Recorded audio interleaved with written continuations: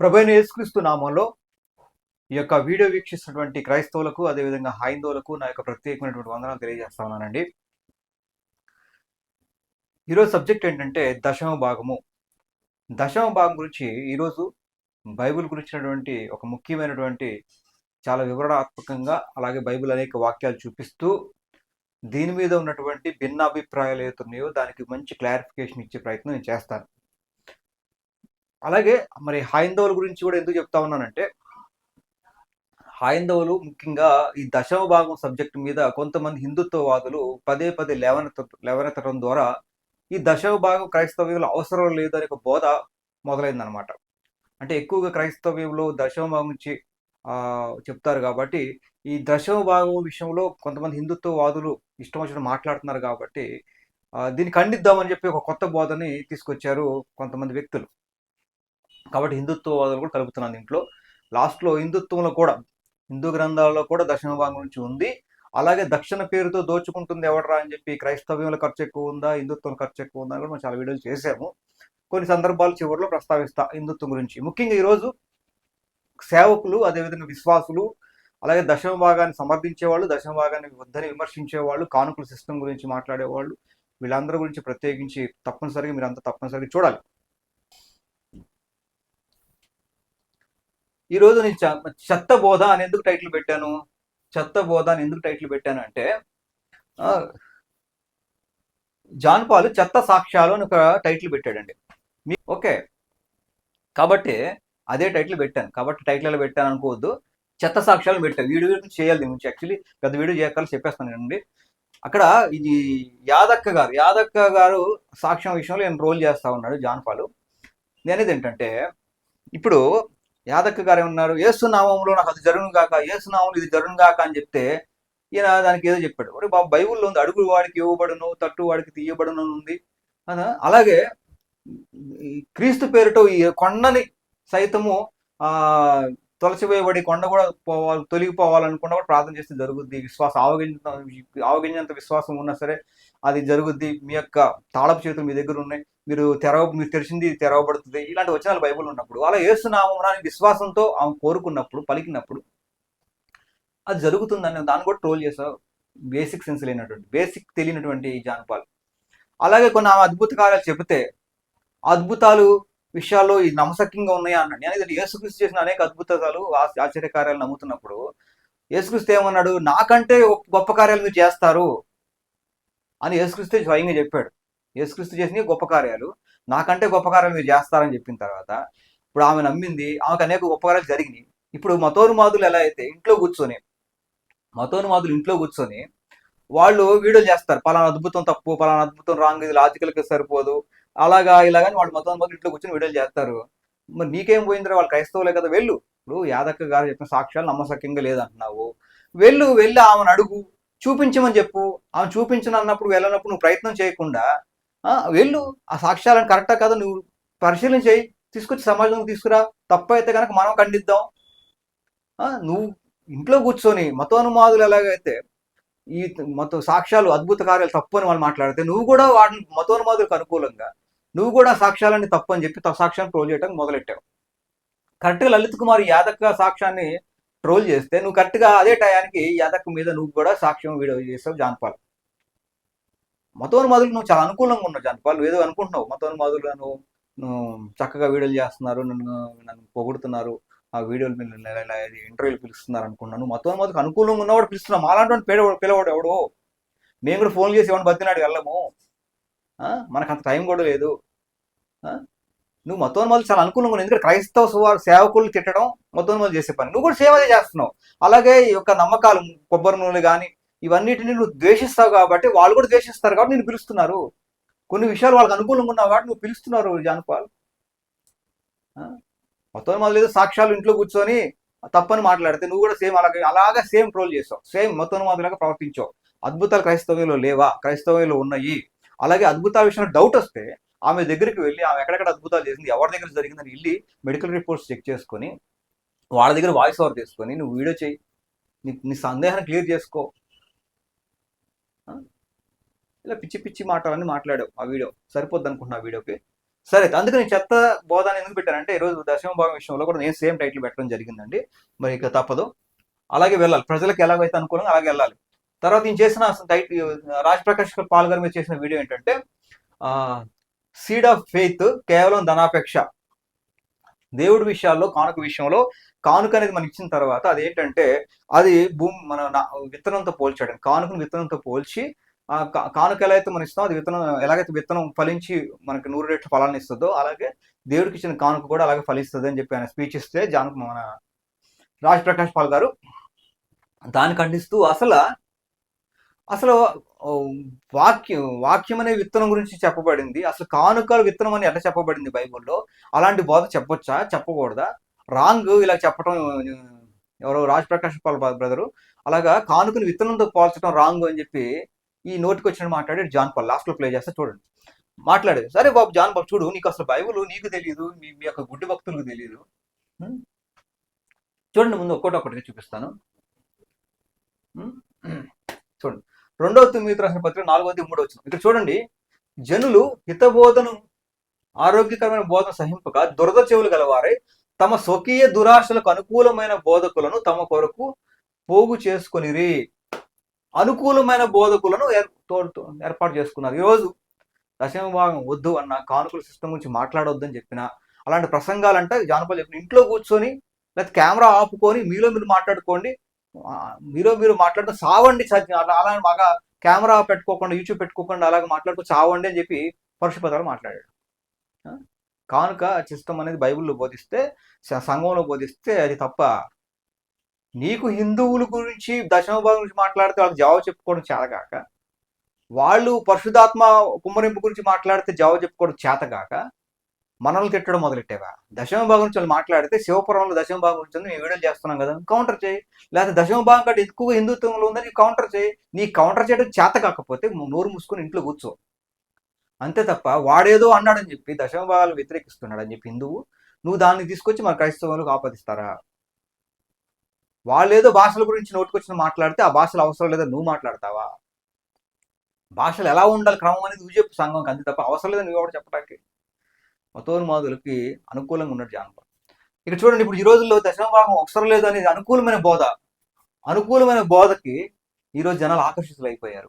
కానుక గురించి చెప్పిన, దశమం గురించి చెప్పిన ఒక పెద్ద డబ్బు పట్టిన ధనాపేక్ష కలిగినటువంటి వ్యక్తిగా సమాజం క్రైస్తవ విశ్వాసం చూసే పరిస్థితికి వచ్చింది. చెప్పడం మానేశారు, చాలా మంది ఇబ్బంది పడుతున్నారు. దానివల్ల సంఘ విస్తరణకు అదొక ఆటంకంగా మారింది అని కూడా చెప్పాలి. చూద్దాం, ముందు చూద్దాం. తర్వాత అబద్ధ బోధకుల విషయంలో ఇప్పుడు ఏదో విజయప్రసాద్ రెడ్డి గారు అబద్ధ బోధకులు అంటాను కాదండి, ఎవరు అంటున్నా అబద్ధ బోధకులు అంటే కాదని లేదు, వాళ్ళు మంచి వాళ్ళు, చిన్న చిన్న విషయాలు సరి చేసుకుందాం అని చెప్తున్నాను నేను అనేది. ఇక్కడ నా పాయింట్ ఏంటంటే 2వ పేతురు రాసిన పత్రిక 2వ అధ్యాయం 1వ వచనంలో భిన్నాభిప్రాయాలను రహస్యంగా బోధిస్తారు. నాశనకరమైన భిన్నాభిప్రాయాలను రహస్యంగా బోధించుదురు.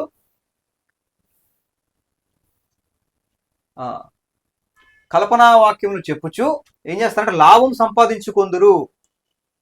ఈరోజు భిన్నాభిప్రాయాలను, కొత్త బోధలకు ఇష్టపడతా ఉన్నారు. కొత్త బోధలకు భిన్నాభిప్రాయాలు చెప్తూ, కల్పనా కథలు చెబుతూ, అనుకూలమైన బోధలు చేస్తూ డబ్బు సంపాదించుకుంటున్నారు. గతిలేని స్థితిలో వచ్చి ఈరోజు హయ్యర్ స్థితికి వెళ్ళిపోయి ఈరోజు పొగరు పట్టేసేసి నోటుకొచ్చినట్టు మాట్లాడుతూ ప్రవర్తిస్తున్నారు. గమనించాలి. ఇంకా పెద్ద వివరించిన సాగదీను మీరు అర్థం చేసుకోండి. ఇక ఓకే, చూద్దాం. ఇప్పుడు కానుక అనేది జాన్ పాల్ గుడ్డి భక్తులు జాగ్రత్తగా వినండి. మీ అన్నయ్యకి బేసిక్ సెన్స్ లేదు, ఏమాత్రం కూడా బైబిల్ పట్ల చిన్న అవగాహన కూడా లేదు.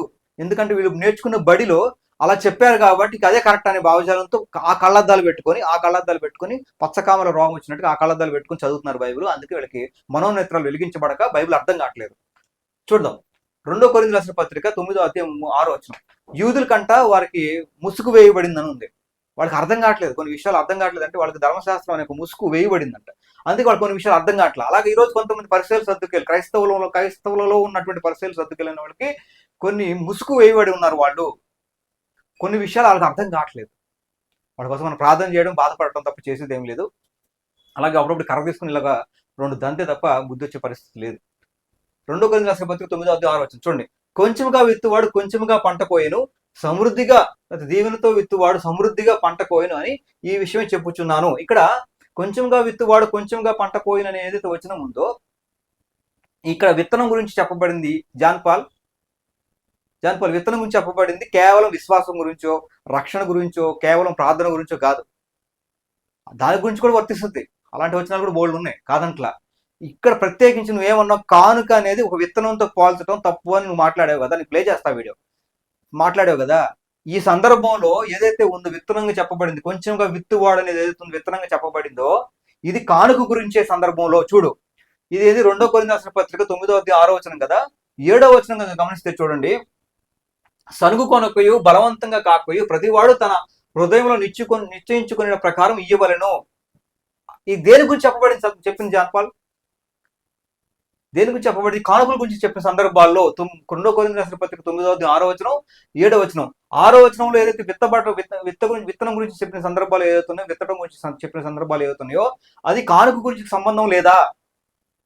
కానుకని విత్తనంతో పోల్చడం పౌలు గారు చేసిన తప్ప నీ దృష్టిలో? ఈ రోజులు బైబిల్లో ఉన్నటువంటి బైబిల్లో ఉన్న భక్తుల కంటే కొత్త భక్తులు వచ్చేసారండి. కొత్త భక్తులు. ఇప్పుడు హిందుత్వవాదులు కొంతమంది వాళ్ళ గ్రంథాల్లో ఉన్న విషయాలు తీసుకొస్తే అవన్నీ ఎవడో రాసేసాడని చెప్పి కొత్త బోధలు, కొత్త విషయాలు, హిందుత్వం సంబంధం లేని విషయాలు తీసుకొస్తే ఇదే హిందుత్వం చెప్తా ఉన్నారు. అట్లాగే ఈరోజు క్రైస్తవుల్లో కొంతమంది బైబిల్కి యాంటీ బోధ చేస్తూ ఇది లాజిక్ కరెక్ట్ కాదు, ఉంటే ఇవ్వండి లేకపోతే ఇవ్వక్కర్లా, స్వేచ్ఛగా ఇవ్వండి, అలాగే మొదటి అర్పణ ఇవ్వండి అని చెప్తే అటట్టెత్తారు మొదటి అర్పణ, వాడు వాడుకున్న తర్వాత ఇవ్వాలి, మిగతాది వస్తా మొత్తం విషయం చెప్తాను ఈరోజు. అట్లాంటి ప్రజలకు అనుకూలమైనటువంటి బోధలు చేయడం, బైబిల్కి యాంటీకున్న బోధలు చెప్పడం, బైబిల్లో అనేక విషయాలు ఉన్నప్పుడు కూడా అవి దాచిపెట్టేసేసి వీళ్ళకి బైబిల్ విశ్వాసులకి ప్రజలకు అనుకూలమైన బోధలు చేయడం మొదలెట్టారు. నచ్చిద్దా నచ్చపోతే తర్వాత విషయం. బైబిల్లో ఉన్నట్టు చెబుదాం. రేపు పొద్దున పరలోకం వెళ్ళి ఆయన దగ్గర దేవుడి దగ్గరే ఉండాలి కదా. ఆయన ఎలా ఉంటాడో మనం అలా ఉండాలి. ఇప్పుడు బైబిల్లో ఉన్నట్టు చెప్తాం. ఇష్టం ఉందా లేదా, నచ్చిద్దా నచ్చకపోతే తర్వాత విషయం. బైబిల్లో ఉన్నదానికి నువ్వు ఒబే అవ్వాలి. నచ్చకపోతే బైబిల్ విడిచిపెట్టే. ఇక్కడ చూడండి, ఇక్కడ ఇది ఏదైతే విత్తనం గురించి, విత్తువాడు కొంచెముగా పంట కోయనని కాన్సెప్ట్ ఏదైతే ఉందో, ఇది విత్తనం గురించి అని చెప్పి కానుకలు అనేది, ఇప్పుడు రాజప్రకాష్ పాల్ గారు కానుక అనేది విత్తనంతో పోల్చకూడదు. రాజప్రకాష్ పాల్ గారు కానుక అనేది విత్తనంతో పోలిస్తే, జాన్ పాల్ ఏమన్నాడు, కానుక అనేది విత్తనంతో పోల్చకూడదు అని మాట్లాడారు కదా. ఈ సిస్టమ్ ఏదైతే ఉందో 2 కొరింథీ రాసిన పత్రిక 9వ అధ్యాయం 6వ వచనం విత్తు గురించి ఉన్నటువంటి సందర్భం ఏదైతే ఉందో అది కానుకల గురించి చెప్పిన సందర్భాలే. సరే, ఇప్పుడు ఈ వచనంకి వద్దామండి. ఈ యొక్క దశమ భాగం కాన్సెప్ట్ లో కొత్త నిబంధనలు లేదని చెప్పేవాళ్ళు 2 కొరింథీ రాసిన పత్రిక 9వ అధ్యాయం 7వ వచనం ముఖ్యంగా తీసుకుంటారు. సనుగు కొనకయు బలవంతంగా కాకయు ప్రతివాడు తన హృదయంలో నిశ్చయించుకుని కొనిన ప్రకారం ఇవ్వమని చెప్పబడింది. బలవంతంగా ఇవ్వమని, దశమ భాగం ఇవ్వకపోతే నరకంగా పోతారని కూడా చెప్పలేదు. అలాగే దశమ భాగం ఇవ్వలేని పరిస్థితుల్లో ఉన్నవాళ్ళు, అలాగే ఇబ్బందుల్లో ఉన్నవాళ్ళు కూడా నేను చక్కని మంచి వచనాలు చెప్తాను. మీ దశమ భాగం విషయంలో ఎలా ప్రవర్తించాలి, దేవుడు ఏంటని మీ చివరిలో చెప్తా, ఇప్పుడు చెప్పను. నేను ఇదేంటంటే వీళ్ళు ఏమన్నారంటే బలవంతంగా కాక అని ఉంది. అంటే బలవంతం చేయొద్దు, కానుక దశమ భాగం విషయంలో బలవంతం చేయొద్దు అని అన్నాడు. అసలు దశమ భాగం చెప్పడం మానేయటం ద్వారా, వద్దని చెప్పడం ద్వారా ఇచ్చేవాడు కూడా ఇవ్వట్ల. ఇలాంటి వచనాలు చూపించి సనుగు కొనకయు బలవంతంగా కాకయు ప్రతివాడు హృదయంలో నిశ్చయించుకున్న ప్రకారం ఇవ్వాలి అంటే ఎవరికైనా ఇవ్వాలనిపిస్తుందండి. ఎవరికైనా సరే, ఎవడికో బాగా వలిసిపోయి వాడికి 10 లక్షలు 20 లక్షలు ఆస్తు ఉండి, లేకపోతే వాడి షేపు 10 లక్షలు, బ్యాంకులో 10 లక్షలు ఉంటే ఒక 1000 రూపాయలు అనేది హృదయంలో నిశ్చయించుకున్న ప్రకారం ఒక 10,000 అనేది సంతోషంగా ధారాళంగా వాడు నచ్చినట్టుగా చక్కగా ఇస్తాడండి. వాడికి పోయింది ఏం లేదు. వాడికి 1 కోటి రూపాయలు ఉంది ఆస్తి, వాడికి 100 కోట్లు ఆస్తి ఉంది, వాడికి 1,00,000 రూపాయలు అనేది ఇస్తాడు, ధారాళంగా ఇస్తాడు. అది అనుకున్నాడు. కానీ అది అదే సిస్టమ్, బైబుల్లో అదే సిస్టమ్ అంటున్నాను. అలా సిస్టమ్ కాదు, దశమ భాగం కాన్సెప్ట్ ఉంది. మీరు చెప్పే బోధ వల్ల ఏమైందంటే వాడికి బాగా సమృద్ధి ఉన్నా సరే కొంచెం ఇస్తాడు. దాని ద్వారా వాడు హృదయంలో నిశ్చయించుకున్న వృద్ధి ఇస్తాడు, బలవంతం లేకుండా ఇస్తాడు, సంతోషంగా ఇస్తాడు. నువ్వు చెప్పిన బోధ బట్టి వాడు ఎక్కువ ఇచ్చేవాడు కాస్త తక్కువ ఇవ్వటం మొదలెట్టాడు. ఆల్రెడీ ఎంతో ఇవ్వగలిగిన వాడు కూడా మీరు చెప్పినటువంటి సందర్భాన్ని బట్టి ఇవ్వటం మానేసేసి కొంచెం ఇవ్వటం మొదలెట్టాడు. మీరు వచనాన్ని ఇలా వక్రీకరించబట్టి ఇక్కడ సందర్భం ఏంటి? ఓకే, హృదయంలో నిశ్చయించుకున్న ప్రకారం ఇమ్మన్నాడు. దాంతో పాటు ఏం చెప్పాడు చూడండి. తన నెక్స్ట్ వచనాన్ని విడిచిపెడతారా? దీనికి ముందు వచనం ఏముంది? చెత్త బోధలు చేసేవాళ్ళు చెప్తున్నా చూడండి. దీనికి ముందు వచనం ఏముంది? 2 కొరింథీ రాసిన పత్రిక 9వ అధ్యాయం 5వ వచనం. మనం 7వ వచనం చదివాం కదా, సనుగు కొనకు అని. 5వ వచనం ఏముందంటే కనుక చూడండి, కావున లోగడ ఇచ్చేదమని మీరు చెప్పిన ధర్మము పిసినితనంగా ఇవ్వక ధారాళంగా ఇవ్వండి. పిసినారి కాకుండా ధారాళంగా ఇవ్వండి. అంటే ఎలాగ ఇవ్వాలి? ధారాళంగా ఇవ్వాలి. పిసినారిలా కాకుండా ధారాళంగా ఇవ్వాలంటే ఎక్కువ ఇవ్వాలి, ధారాళంగా ఇవ్వాలి, ఎక్కువగా ఇవ్వాలి అని చెప్తున్నాడు. ఇది సనుగు కొనకు బలవంతంగా కాకొయ్యు అని చెబుతూ, అది ఎలాగ ఇవ్వాలంటే ధారాళంగా ఇవ్వాలి. పిసినితనం కొంచెం కొంచెం ఇవ్వటం కాదు, ధారాళంగా ఇవ్వాలి. ఇచ్చేది ఏది ఇవ్వాలనుకుంటున్నారో అది ధారాళంగా ఇవ్వమంటాడు తప్ప నాకు నీకు నచ్చినట్టుగా ఇవ్వమని, నీకు నచ్చినట్టుగా ఇవ్వమని, ఎవరిని బలవంతం చేయకుండా లేకపోతే బలవంత పెట్టకుండా చక్కగా నీకు నచ్చినంత ఇవ్వరా బాబు అని చెప్పినట్టుగా బైబిల్ తీసుకున్నారా? కాదు. ఏమంటున్నాడంటే పిసినితనంగా కాకుండా, కొంచెం కొంచెం ఇవ్వటం కాకుండా ధారాళంగా ఇమ్మని చెప్తున్నాడు. ధారాళంగా ఇమ్మని అంటే వాడు నచ్చినట్టుగా ఇమ్మని చెప్తున్నాడు ఇక్కడ. హృదయంలో నిశ్చయించుకున్న నచ్చినట్టుగా ఇమ్మని చెప్తున్నాడా? కాదండి. నచ్చినట్టుగా కాదు. దానికి ఏం చెప్తా ఉన్నాడు అంటే ధారాళంగా ఇమ్మని చెప్తా ఉన్నాడు. పిసినితనంగా కూడా అంటే హృదయంలో నిశ్చయించుకున్న ప్రకారం అంటే ఎలా నిశ్చయించుకోవాలంటే ధారాళంగా ఇవ్వడం నేర్చుకోవాలి. కొంచెం కొంచెంగా కాకుండా, పిసినితనంగా కాకుండా ధారాళంగా ఇవ్వడం నేర్చుకోవాలి అనేది చెప్తున్న విషయం. రెండిటి కనెక్షన్ చేసుకొని ఓకే, బలవంతంగా కాకుండా మీరు కొంచెం కొంచెంగా కాకుండా, పిసినితనంతో కాకుండా ధారాళంగా ఎక్కువ ఇవ్వాలి అని చెప్పి కాన్సెప్ట్ అనమాట. ఓకే, ఇప్పుడు ధారాళంగా ఇవ్వాలి, పిసినితనంగా కాకుండా అన్నప్పుడు కొంచెం బాధ కలిగినా సరే ఇవ్వాలి. ఇక్కడ బలవంతంగా కాకోయి అని ఉంది కదా అంటారు. బలవంతంగా కాదు, దేవుడికి ఇచ్చేదాన్ని బలవంతంగా ఉంటుంది. ప్రేమగా ఇవ్వు, బలవంతంగా కాకుండా ప్రేమగా ఇవ్వు. ఇవ్వాలనుకుంటే ప్రేమగా ఇవ్వలేదు, మానే ఇవ్వటం. అలాంటి కానుక దేవుడు యాక్సెప్ట్ చేస్తాడా? కయ్యూని హేబేలు ఉంది, ఏదో దేవుడికి ఇవ్వాలి కదా అని ఇవ్వటం, లేదు దేవుడు ఇమ్మన్నాడు కదా అని బలవంతంగా ఇవ్వటం, దాన్ని యాక్సెప్ట్ చేయడు. అలాంటి ఇవ్వక మానే, ఎందుకు నీ ఫలితం లేదు, మళ్ళీ అనవసరంగా వేస్టే అది. నువ్వు ఇస్తే ప్రేమగా ఇవ్వు, సంతోషంగా ఇవ్వు, ధారాళంగా ఇవ్వు. పిసినితనంతో కాకుండా, పిసినారుగా కాకుండా ధారాళంగా ఇవ్వు. బలవంతంగా ఇవ్వకు. బలవంతంగా ఇస్తే నష్టపోతావు, ఉపయోగం ఏం లేదు అని చెప్పిన సందర్భాలండి. సరే, ఇప్పుడు వీళ్ళు ఏమంటున్నారంటే నీకు ఉంటే ఇవ్వు, నీకు ఉండకపోతే ఇవ్వకు, ఆ ఫస్ట్ ఆఫరింగ్ అనేది కాదు, నీ ఇష్టం వచ్చినట్టు వాడుకున్న తర్వాత ఇవ్వు. ఇలాంటి బోధలు విజయప్రసాద్ రెడ్డి గారు చేశారు. అలాగే దశమ భాగం అడిగితే దొంగలని వీడియో చేశాను. ఎందుకంటే దశమ భాగం ఎవరో ఆమె అడిగితే అది దశమ భాగం దొంగలు తయారయ్యారని చెప్పి శాంసన్ గారు మాట్లాడారు. ఆ యొక్క పర్టికులర్ ఆ సబ్జెక్ట్ విషయంలో నేను వ్యతిరేకిస్తున్నా తప్ప మిగతా విషయాలు వాళ్ళ ప్రేమ వాళ్ళంటే నాకు ప్రేమ. అక్కడ గమనించాలి. మళ్ళీ భక్తులు చెప్తున్నా. చూడండి, ఇక్కడ నువ్వేమన్నావు జానుకోవాలి, సంఘములు కానుకల గురించి ఎందుకు బోధిస్తున్నారు?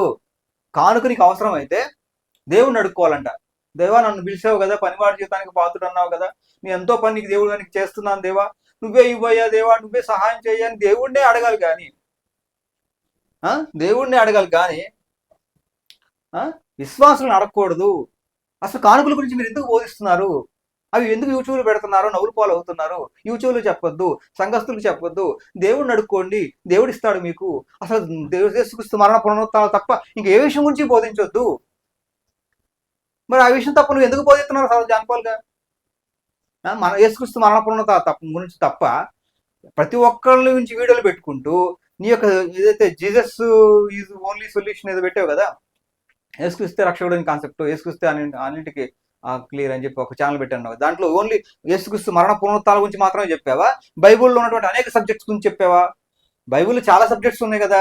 యేసుక్రీస్తు చనిపోయాడు, లేచాడు, మన రక్షకుడు, పాపుల రక్షకుడు, అదొకటే కాన్సెప్ట్ అని చెప్పా, అదొకటే చెప్పాలి, ఇంకా వేరే సబ్జెక్ట్ లేదా బైబుల్లో?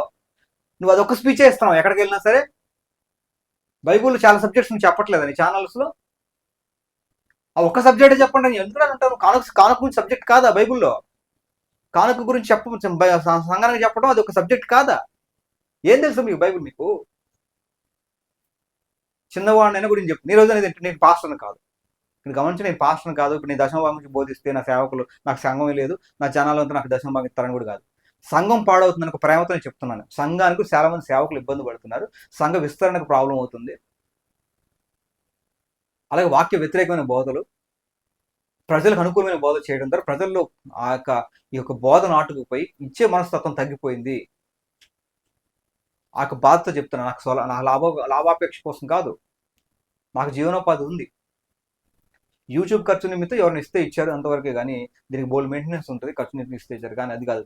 నేను ఏదో దశమ భాగం కోసం ఒక వీడియో చేయట్లేదు.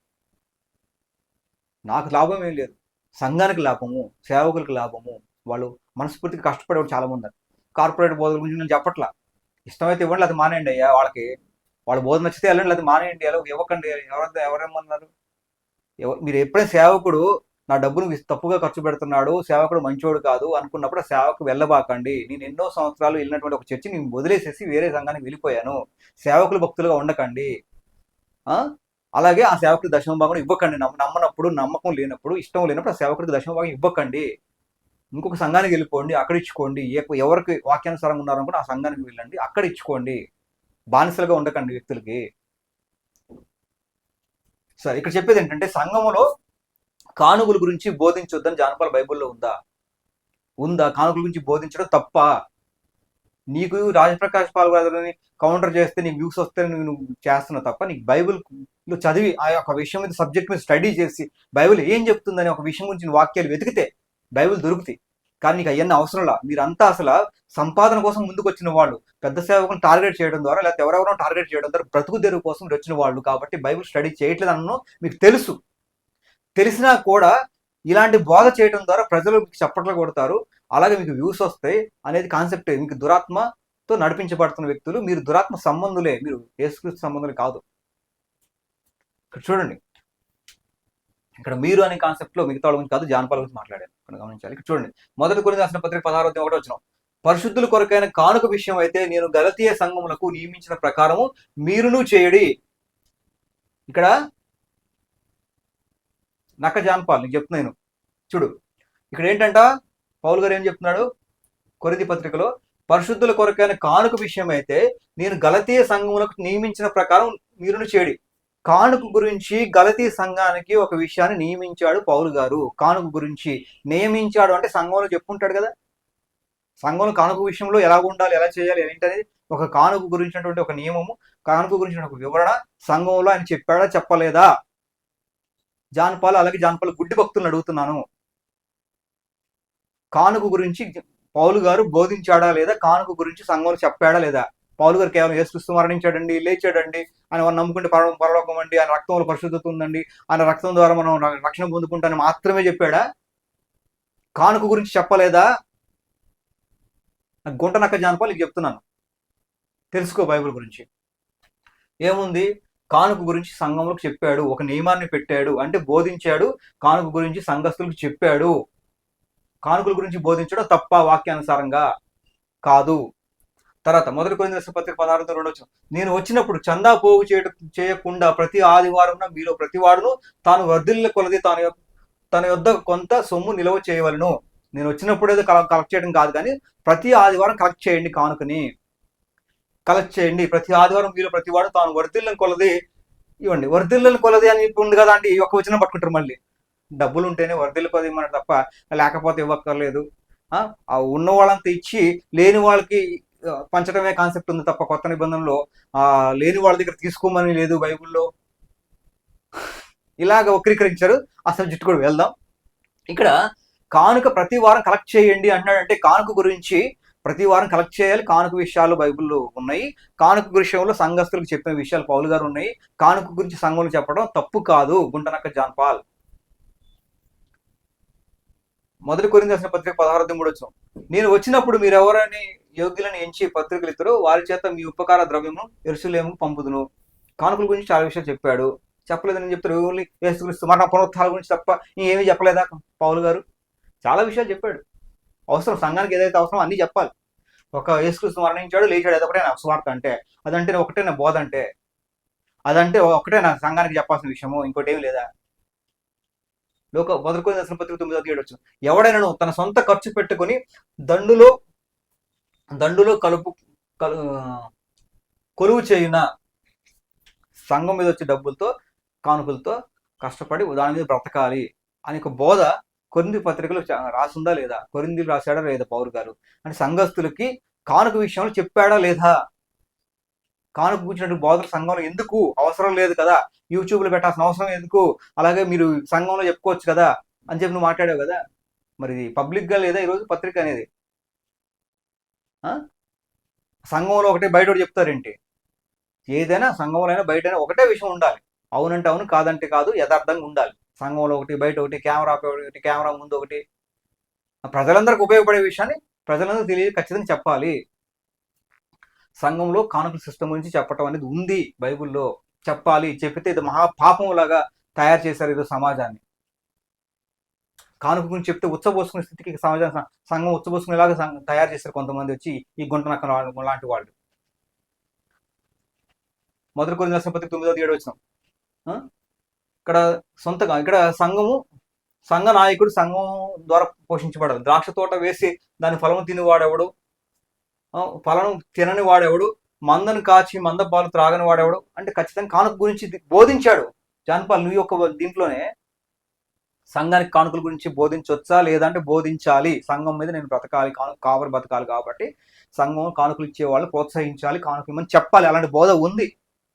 అలాంటి బోధ సంఘంలో అవసరం లేదని ఎలా చెప్తావు? తర్వాత మొదటి కొరింథీయుల రాసిన పత్రిక 9:11 వచ్చిన ఆలయ కృత్యములు జరిగించి వారు ఆలయం వలన జీవనముకు చేయుచున్నారని ఎరుగుదము. కాబట్టి ఇలాంటి స్పీచ్ ఇచ్చాడు పౌలు గారు. ఇలాంటి స్పీచ్ పాస్టర్ సేవకులారు ఇవ్వండి. ఇలాంటి దరిద్రులు చెప్పిన మాట పట్టించుకోకుండా మీరు భయపడకుండా చెప్పండి, ఎవరు రోల్ చేస్తాడు వాడి సంగతి నేను చూసుకుంటా. తర్వాత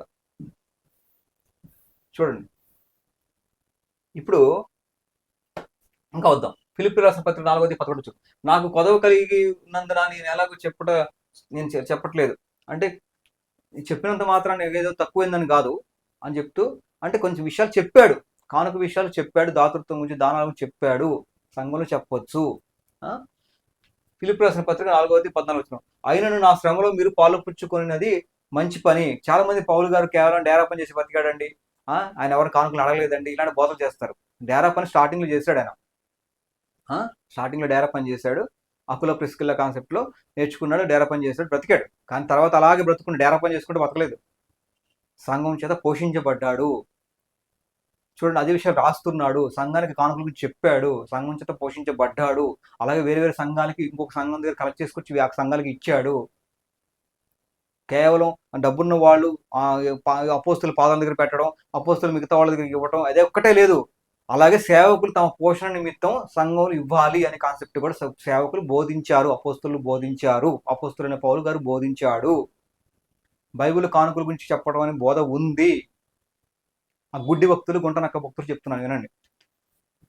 తర్వాత పౌలు గారి శ్రమలు అంటూ వాళ్ళు పాల్పుచ్చుకునేది మంచి పని. ఫిలిప్పీలారా, నేను బోధింప ఆరంభించినప్పుడు మాసిదోనియాల నుండి వచ్చినప్పుడు ఇచ్చు విషయంలోను పుచ్చుకునే విషయంలోను మీరు తప్ప మరి ఏ సంఘపు వారును నాతో పాలువారు కాలేదని. అంటే పౌలు గారు సంఘం చేత పోషించబడ్డాడు. ఓకే, మాటి మాటికి నా అవసరం తీర్చడానికి సహాయం చేశారు, పౌలు గారు సంఘం చేత పోషించబడ్డాడు. ఓకే, తర్వాత చూడండి,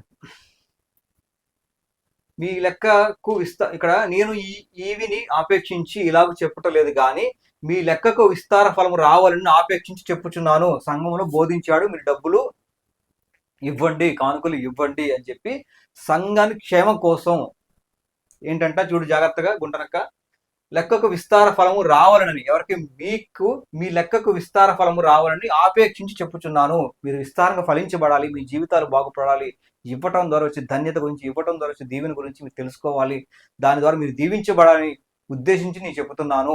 నాకేదో తక్కువే కాదు, మీరంతా దీవించబడాలంటే ఇవ్వటం అనే కాన్సెప్ట్ ఉంది, ఆ ప్రకారం ఇవ్వండి అని కానుక సిస్టమ్ గురించి పౌలు గారు బోధించారా గుంటనక్క జాన్పాల్. సంఘంలో కానుకల గురించి చెప్పొద్దు అని చెప్పడానికి నువ్వు ఎవడవి? నీకు వాకింగ్ బేసిక్స్ తెలుసా కనీసము?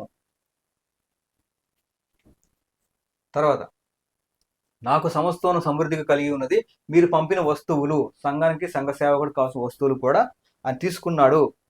ఓకే, తర్వాత సరే, ఇప్పుడు ఏమన్నారంటే వీళ్ళు కాన్సెప్ట్ ఏంటంటే ఇష్టమైతే ఇవ్వండి లేకపోతే ఇవ్వక్కర్లేదు అది ఇదని మాట్లాడారు కదా. నేను ఇదేంటంటే అలాంటి వచనాలు వద్దాం ఒకటి అసలు బైబిల్ ఏం చెప్తుందో చూద్దాం. చూడండి, మొదటి రాసుల గ్రంథం 17:12 వచనం, అందుకు ఆమె నీ దేవుడని యెహోవా జీవము తోడు తొట్టిలో పట్టెడు పిండియు గుడ్డెలో కొంచెము నూనెయు నా యొద్దనున్నవే గాని అప్పం ఒక్కటేనూ లేదు. మేము చావకు ముందు నేను ఇంటికి పోయి వాటిని నాకును నా బిడ్డకును సిద్ధము చేసుకునవలనని కొన్ని పుల్లలు ఏరుటకు వచ్చి తినను. అప్పుడు ఏలియా ఆమెతో, భయపడవద్దు, నీవు పోయి నీవు చెప్పినట్టు చేయము. అయితే అందులో నాకు ఒక చిన్న అప్పము మొదట చేసి, చెత్తబోధ చేసే వాళ్ళకి జాగ్రత్త వినండి, నాకు ఒక చిన్న అప్పము మొదట చేసి నా ఎదుగు తీసుకుని రమ్ము, భయపడవద్దు అని చెప్పాడు. ఇక్కడ చాలా మంది ఏం చెప్పారంటే ఫస్ట్ ఎవరో ఒక ఆయన పాపం ఫస్ట్ ఇవ్వటం ఇవ్వటం నేర్చుకోండి. మొత్తం లోన్స్ అన్ని కట్టేసిన తర్వాత, అప్పులన్నీ కట్టేసిన తర్వాత, బిల్స్ అన్ని కట్టేసిన తర్వాత, అప్పుడు మిగిలిందయ్యా నాకు ₹1,00,000 వస్తే మొత్తం నాకు 10,000 మిగిలిందయ్యా. అందులో దశమభాగాన్ని ₹10 తీసి ఇవ్వటం, ₹1,000 తీసి ఇవ్వడం చేస్తున్నారు. అది కాదు. దశమభాగం అనేది ఏంటంటే ఏదైతే నీకు సాలరీ చేతికొస్తదో అందులో తీసి ఇవ్వటమే దశమభాగం. నేనది ఏంటంటే ఎందుకు చెప్పానంటే, ఈ రోజుల్లో చాలా మంది గ్రాస్ సాలరీ అని ఒకటి ఉంటుంది, నెట్ సాలరీ అని ఒకటి ఉంటాయి. గ్రాస్ సాలరీ అనేది దాంట్లో తీసి దశమభాగం ఇవ్వాలి. చాలా మంది ఏం చేస్తారంటే నెట్ సాలరీ తీసిస్తారు. నెట్ సాలరీ అనేది ఎందుకు ఏంటంటే వాళ్ళకి చాలా లోన్స్ ఉంటాయి, ఏవో ఈఎంఐలు ఉంటాయి, ప్రావిడెంట్ ఫండ్లు, కొన్ని సేవింగ్స్ కటింగ్స్ ఇవన్నీ ఉంటాయి. పోగా సపోజ్ ఒక ₹1,00,000 ఒక శాలరీ వస్తే అసలు నెట్ శాలరీ 40,000 వస్తుంది. 40,000లో 4,000 తీసి దశమ భాగం ఇస్తుంటారు. అది కాదు, ఎప్పుడైనా సరే గ్రాస్ శాలరీ తీసి ఇవ్వాలి. ఇది బైబిల్ ప్రకారం కట్టడి. ఎందుకంటే గ్రాస్ శాలరీ, ఇప్పుడు నెట్ శాలరీ అంటే ఏంటి, నీ అవసరాలన్నీ పోగా మిగిలిందని నెట్ శాలరీ అంటారు. కానీ ఇక్కడ గ్రాస్ శాలరీ అంటే మొదట ఎవరు నాకు ఒక చిన్న అప్పం మొదట చేసి, ఏదైతే బైబిల్ కొత్త నిబంధనలు పాత నిబంధనలు చాలా విషయాలు ఉంటాయి. మొదటి ప్రథమ ఫలము అట్లాగా మొదట దేవుడికి ఇచ్చిన తర్వాత నీ మిగతా ఈఎంఐలు కానీ అవసరాలు కానీ మిగతాయి. అది బైబిల్ చెప్తున్న విషయం. నచ్చితే నీకు నచ్చలేదనుకో, నచ్చకపోతే బైబిల్ చెప్పి బైబిల్ బోధించబాక, బైబిల్ పక్కన పడేసేసి క్రైస్తవుని విడిచిపెట్టి పో ఎక్కడికన్నా. కానీ బైబిల్లో ఉన్న బోధన మార్చబాక, బైబిల్ ఉన్న బోధన మార్చక. ప్రథమ ఫలం కాన్సెప్ట్, పాత నిబంధన కొత్త నిబంధన లేవీలు మొత్తం వస్తా. ఇక్కడ మొదట ఇక్కడ చూడండి, ఇక్కడ ఏమంటుందంటే ఈమె ఎవరు కాన్సెప్ట్ లో ఇప్పుడు ఏలియా వెళ్ళాడు. ఏం చేస్తాడంటే, నేను ఆ 2 అప్పములు ఉన్నాయి, నాకు ఆ 2 అప్పములు కాల్చుకోవడానికి కర్రలు లేటానికి మా అబ్బాయి వెళ్ళాడు. వచ్చిన తర్వాత కాల్చుకున్న 2 అప్పములు తినేసేసి ఇంక చచ్చిపోతాం మేము ఆకలితో, అందుకోసం మేము జీవించి ఉన్నాం అని చెప్తే, మీకు లేదు కదా ఇవ్వకండి. చెత్తబోధలు చేసిన చెప్తున్నా, మీకు లేదు కదా ఇవ్వకండి, మీకు పాపం మీకే ఇబ్బంది పడుతున్నా నాకెందుకండి, లేదు కదా ఇవ్వకండి. దేవుడు అంత కఠినాత్ముడు కాదండి, అలాంటి వాడు కాదండి దేవుడు. కాబట్టి మీరు ఇవ్వకండి, మీకు లేదు కదా పాపం, మీకు ఉన్నంతలో ఇవ్వండి, ధారాళంగా ఇవ్వండి, మీకు ఇష్టమైతేనే ఇవ్వండి, మీకు అనుకూలంగా బలవంతంగా కాదండి దేవుడు కానుక చేయమని ఇమ్మని చెప్పింది. కాబట్టి మీకు ఇష్టం లేదు కదా, పైగా మీకు బాధపడుతున్నారు కదా, మీకు లేదు కదా, ఇవ్వక్కర్లేదండి, ఎలాంటి బోధలు చేశారు. మరి ఈ వచనాన్ని ఏం చేద్దాం చెప్పండి. పాత నిబంధనలు అనేక విషయాలు వాడుకుంటారు, పాత నిబంధనల భక్తులు అనేక విషయాలు మీకు చెప్తారు వాక్యాల్లో. అలాగే మత్తయి, మార్కు, యోహానులో ఉన్న విషయాలు అన్ని కూడా చెప్తారు. యేసుక్రీస్తు వారి పరిచర్యలు సద్దుకెళ్ళి చేసిన బోధ గురించి కూడా మీరు మీ సంఘంలో బోధకు వాడుకుంటారు. యేసుక్రీస్తు వారు ఇజ్రాయేలుకి యూదులకు చెప్పిన బోధన కూడా మీ సంఘంలో వాడుకుంటారు. కానీ మీరు పెట్టుకున్న సిద్ధాంతం ఏదైతే ఉందో ఆ సిద్ధాంతం విషయంకి వస్తే, ఇది యూదులకు చెప్పిన బోధండి, ఇది పాత నిబంధన బోధండి, ఇది లేవీలకు సంబంధించిన బోధండి. మీ సిద్ధాంతాన్ని బలపరచుకోవడం కోసం వాక్యాన్ని డివైడ్ చేసేస్తారు వాక్యాన్ని. ఇక్కడ ఏముంది, ఓకే నీకు ఏమీ లేదు, ఇబ్బంది పడుతున్నావు, కానీ ఒక చిన్న అప్పము, నువ్వు 2 అప్పడాలు చేసుకున్నావు, పెద్ద 2 చేసుకున్నావు, తిన్నావు, దీన్ని చచ్చిపోవాలనుకున్నావు.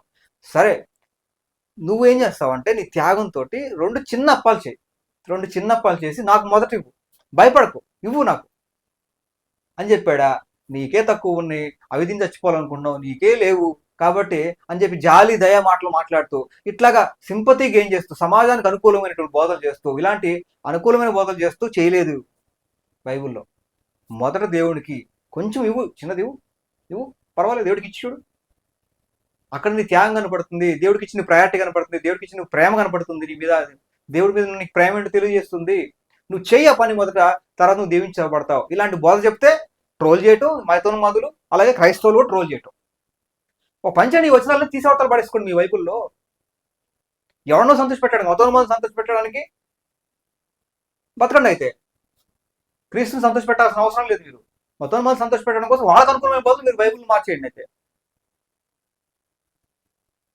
ఈరోజు క్రైస్తవులు కొంతమంది హిందూ గ్రంథాలు విమర్శిస్తున్నారు కదా అని వాళ్ళు హిందూ గ్రంథాల్లో కొన్ని విషయాలు వాళ్ళు మార్చుకుంటున్నారు. వాళ్ళు ఎలాగ తయారయ్యారు, అలాగా మీరు కూడా అలాగ తయారయ్యారు. వాళ్ళు ఏదో బైబిల్లో ఉన్న కొన్ని విషయాలు లేదా కొన్ని ప్రసంగాలు తప్పుపడుతున్నారు కదా అని చెప్పి మీరు కూడా బైబిల్లో ఉన్న విషయాలు మార్చేస్తున్నారు. వాళ్ళకి మీకు తేడా ఏంటి? ఇక్కడ త్యాగంతో ఇవ్వాలి. నీకు లేకపోయినా నీకు ఎంతో కొంత ఇవ్వగలంత కొంత ఇచ్చి దేవుడికి నీ త్యాగాన్ని సమర్పణ తెలియజేసుకోవాలి అనే సందర్భం ఉంది తప్ప, నీకు లేకపోతే నీకు కొంచెం ఉంటే నీకు ఇబ్బంది పడుతుంది ఇప్పుడు ఇవ్వక్కర్లేదని బోధ తప్పుడు బోధ, చెత్త బోధ. తర్వాత యేసుక్రీస్తు వారంట కానుకల గురించి బోధించలేదంట. కొంటనకు జానపాలు నీకు చెప్తున్నా, యేసుక్రీస్తు కానుకల గురించి బోధించలేదా?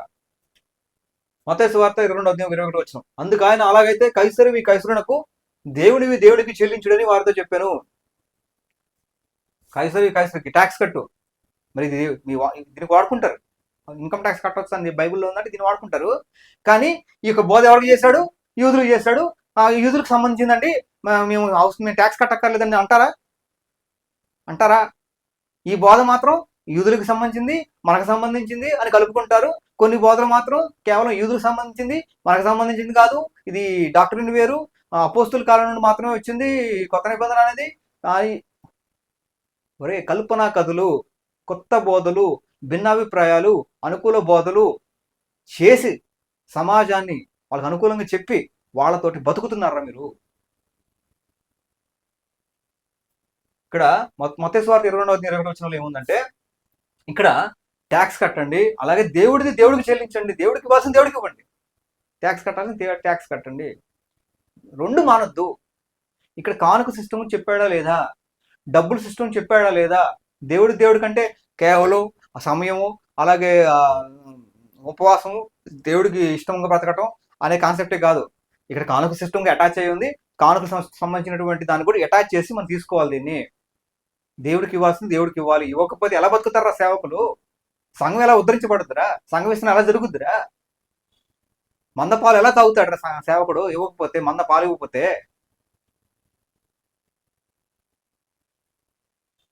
మతను మొదలు కలక సమయం చెప్పడానికి సమయం లేదు. ఈ దరిద్రులు వచ్చేసి కొత్త కొత్త బోధలు తీసుకొచ్చేసి సంఘాన్ని పాడు చేస్తూ, వీళ్ళ కోసం కూడా మన టైం బేసిక్ విషయాలు కూడా సంఘానికి చెప్పకుండా, బేసిక్ విషయాలు తప్పివి, బేసిక్ విషయాలు కూడా మార్చేసేసి సంఘాన్ని కల్పిట్ చేస్తున్నారా?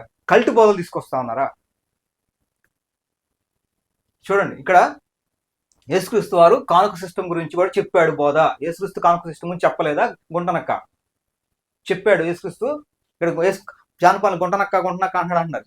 ఒరే బాబు, బైబుల్లో ఆ నక్కకు చెప్పండి అని బైబుల్ వచనం ఉందా లేదా? బైబుల్లో ఆ నక్కకు చెప్పండి అని బైబుల్ వచనం ఉంది, చూసుకోండి, ఎత్తుక్కోండి. అట్లాగే తప్పుడు వ్యక్తులు నక్కతో పోల్చాడు బైబుల్లో. నక్కగా నేను పోల్స్తున్నాను, తప్పుడు వ్యక్తి కాబట్టి జానపాలు. చూడండి, దేవుడికి చెల్లుడు. ఇక్కడ కానుక గురించి యేసుక్రీస్తు బోధించాడు. తర్వాత మత్తయి సువార్త 23:23 ఇది యూదులకు చెప్పిన బోధే. మత్తయి సువార్త 22:21 ప్రకారంగా యూదులకు చెప్పిన బోధే. మరి మీరు ఎందుకు తీసుకుంటున్నారా? అక్కడ తీసుకుంటారు. ఇదే మత్తయి సువార్త 23:23లో యేసుక్రీస్తు వారు దశమ భాగాన్ని మానకుండా, అలాగే దశమ భాగం ఇస్తూ న్యాయం కనికరం కూడా పాటించండి అని చెప్పాడు. మత్తయి సువార్త 23:23 ఇక్కడ ఏమంటారంటే, యూదులకి దశమ భాగం ఆచారం ఉంది కదండి, కాబట్టి యూదులను దశమ భాగం ఇమ్మంటున్నాడు తప్ప మనల్ని కాదు. అది యూదులకు సంబంధించిన బోధ. మరి పైన చెప్పిన వచనం ఎవరికి? యేసుక్రీస్తు వారు అనేక బోధలు చేశాడు యూదులకి, పరిసయ్యులకి, సద్దూకయ్యులకి, అలాగే ఇజ్రాయేలుకి చాలా మంది చెప్పాడు బోధలు. అవన్నీ మరి యూదులకు సంబంధించిన బోధలు సపరేట్ చేసుకోవచ్చు కదరా? అవన్నీ మీరు ఎందుకు పాటిస్తున్నారు? అపోస్తుల నుండి మాత్రమే, పెంతుకోస్తు దినం నుండి మాత్రమే వచ్చింది కొత్త నిబంధన అని చెప్పి నువ్వు అదే మాట అంటావు. మళ్ళీ మత్తయి, మార్కు, లూకా సువార్తల్లో అమెండ్మెంట్స్ ఉన్నాయి, లేకపోతే అది మూలము, దాంట్లో కొన్ని విషయాల పట్ల బేసిక్స్ ఉన్నాయి అని చెప్పావు కదా జానపాలు గుంటనక్క. మళ్ళీ అదే బేసిక్స్ ని మార్చేస్తున్నావు ఎందుకు? నువ్వు బేసిక్స్ ని పాటించాలి కదా. ఇప్పుడు పెంతుకోస్తు దినం తర్వాత జరిగేదాన్ని మత్తయి, మార్కు, లూకా సువార్త, యోహాను సువార్త చెప్పిన బేసిక్ విషయాల్ని వదిలిపెట్టమని చెప్పట్లేదురా బాబా. బేసిక్ విషయాలకు చెప్పబడి ఆ బేసిక్ ని ఫాలో అవ్వమని చెప్తుంది కొత్త నిబంధనలో. దశమ భాగం బేసిక్. దానికన్నా తర్వాత ఎక్కువ ఇవ్వాలనుకుంటే మీకు ఓపికని బట్టి ఇవ్వండి. దశమ భాగం ఇవ్వటం కంపల్సరీ. సరే, అప్పులు ఉన్నవాళ్ళు, బాధలు ఉన్నవాళ్ళు సంగతి వస్తాను, చివరికి వస్తాను, కంగారు పడతారు. నేను ఏంటంటే, ఇక్కడ ఇది యూదులు చెప్పారని చెప్పి డైవర్ట్ చేస్తారు. ఇదే కొత్త బోధలు, కల్ట్ బోధలు, అనుకూలమైన బోధలు, కల్పనా కథలు, కల్పిస్తారు వాక్యాన్ని అంటానికి ఇదే. యూదులకు మాత్రమే ఎట చెప్తారు? నువ్వు అది నువ్వు కల్పించిన వచనము, నువ్వు కల్పించినటువంటి బోధ, అది చెత్త బోధ. ఇక్కడ యేసుక్రీస్తు వారు చెప్పిన అనేక బోధలు తీసుకుంటారు, యూదులు చెప్పిన బోధలు. ఇది మాత్రం తీసుకోరు. ఎందుకంటే వీడికి కొత్త బోధ సృష్టించాడు. సమాజంలో కొత్త బోధ సృష్టిస్తే, అట్లాగే సమాజంలో అలజడి తీసుకొస్తే, భేదాభిప్రాయాలు కలగజేస్తే వీడు కొత్తగా కనపడాలి. కొత్త కొత్త బోధలకు జనాలకు ఇష్టపడతారు, పైగా ప్రజలకు ఇష్టమైన బోధ కాబట్టి. యేసుక్రీస్తు బోధించలేదా? ట్యాక్స్ కట్టమన్నాడు, అలాగే దేవుడికి ఇమ్మన్నాడు, అలాగే దశమ భాగం విషయంలో ఆయన వద్దని చెప్పలేదు, ఇవ్వద్దని చెప్పలేదు. దశమ భాగం ఇవ్వండి, అలాగే మంచిగా జీవించండి అని చెప్పాడు. యేసుక్రీస్తు కానుక సిస్టమ్ చెప్పలేదా? తర్వాత ఇప్పుడు మనం చూసాం ఏలియా దగ్గరికి వచ్చేసరికి నిరుపేద అయినా సరే ఆమె దగ్గర చిన్న అప్పం తీసుకున్నాడు ఏలియా, ఆమెను దీవించాడు. ఓకే, కొత్త నిబంధనకు వద్దాం. ఇప్పుడు ఏంటి కొత్త నిబంధన ప్రకారం ఏంటంటే సా విస్తారంగా ఏమంటే ధారాళంగా ఇవ్వాలి, బలవంతం కాకుండా అన్నారు. అక్కడే సందర్భాల్లో పిసినారిగా కాక ధారాళంగా ఇవ్వమని చెప్పాడు. బలవంతం ధారాళంగా ఇవ్వటం అనేది ఎవరికి ఇష్టం ఉండదండి. ఇష్టం లేకపోయినా ఇవ్వాలి ధారాళంగా అని చెప్తున్నాడు సందర్భాల్లో అక్కడ ఇంత కొరింథీయులకు రాసిన పత్రికలో. తర్వాత ఇంకో సందర్భం చూద్దాం. 2 కొరింథీయులకు రాసిన పత్రిక 8వ అధ్యాయం 2వ వచనం. ఎలాగనగా వారు బహుశ్రమ వలన పరీక్షింపబడగా అత్యధికముగా సంతోషించిరి, మరియు వారు నిరుపేదలైనను వారి దాతృత్వం బహుగా విస్తరించెను. వారు నిరుపేదలైనను దాతృత్వం కలిగి ఉన్నారు. నిరుపేదలు కదా మీరు ఇవ్వక్కర్లేదు, పాపం మీరే బాధలో ఉన్నారు, మీరే పేదరికంలో ఉన్నారు కాబట్టి మీరు ఇవ్వక్కర్లేదని బైబిల్ చెప్తుందా? స్వేచ్ఛగా ఉండి, ఫ్రీ విల్ ఉండి, కానుక సిస్టమ్ అనేది స్వేచ్ఛార్పణలో భాగం. కానుక అనేది స్వేచ్ఛగా ఇచ్చేది. కానుక అనేది కంపల్సరీ మ్యాండేటరీ కాదు. పేదలు ఇవ్వక్కర్లేదు, డబ్బులు లేని వాళ్ళు ఇవ్వక్కర్లేదు. జాన్ పొలివే చెప్పారు కదా, డబ్బులు ఉన్న వాళ్ళంతా, ఆస్తులు ఉన్న వాళ్ళంతా పంచిపెట్టారు, ఆస్తులు లేని వాళ్ళు తీసుకున్నారు తప్ప ఆస్తులు ఉన్న వాళ్ళు లేని వాళ్ళని ఇమ్మని చెప్పలేదు బైబిల్ అన్నాం. ఒరే కష్టాలు తీరడం కోసం కొన్ని ఆస్తిపాస్తులు తీసుకోవచ్చు. అలాగని కానుక సిస్టమ్ డబ్బులు ఉన్న వాళ్ళైనా డబ్బులు లేని వాళ్ళైనా కానుకల సిస్టమ్ ఏదైతే ఉందో డబ్బులు లేని వాళ్ళు కూడా కానుక ఇవ్వాలరా దేవుడికి. కానుకలు డబ్బులు లేని వాళ్ళు కూడా వాళ్ళకి ఇవ్వగలిగినంత వరకు వాళ్ళు ఇవ్వాలి కానుక అనేది. ఇది దశమభాగం కాన్సెప్ట్ వద్దాం, అప్పుల్లో బాధలు ఉన్న వద్దాం. కానుక సిస్టమ్ అనేది కేవలం జానపదాలు మాట్లాడిన మాటలు. కానుక సిస్టమ్ అంట కేవలం అసలు కొత్త నిబంధనలో కేవలం డబ్బులున్న వాళ్ళు అపోస్తుల పాదం దగ్గర పెట్టేవాళ్ళు అంట, అవి పేదలకు పంచడం తప్ప పేదల దగ్గర తీసుకున్న సందర్భాలు బైబుల్లో లేవు, డబ్బులు లేని వాళ్ళ దగ్గర సందర్భాలు బైబుల్లో లేవు అని మాట్లాడావు. జానపదాలు కొంటున్నాక దాన్ని నమ్మి గుడ్డు భక్తులు కొంతమంది భజన చేస్తున్నారు. ఒరే బాబు, కానుక ఇవ్వద్దని చెప్పట్లా.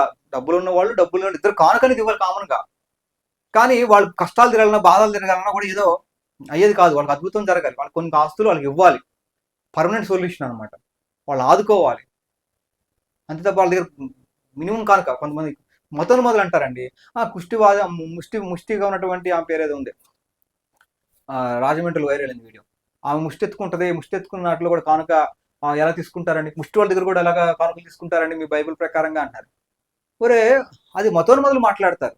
ముష్టి వాళ్ళు దేవుడికి ఇస్తూ సంతోషంగా ఇస్తున్నాం, మాకు వచ్చినంతలు ఇస్తున్నాం అని సంతోషంగా వాళ్ళు ఇస్తున్నారు.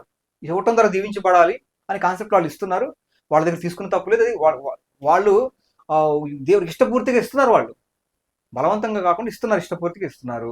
వాళ్ళదంటూ వాళ్ళ దగ్గర తీసుకోకర్లేదు. మతోన్మాదులకు ఏదో అన్నారని చెప్పి ఆ టోటల్ క్రైస్తవులు ఉన్న సిస్టమ్ని కొలాప్స్ చేసే పనులు చేస్తా ఉన్నారు కొంతమంది.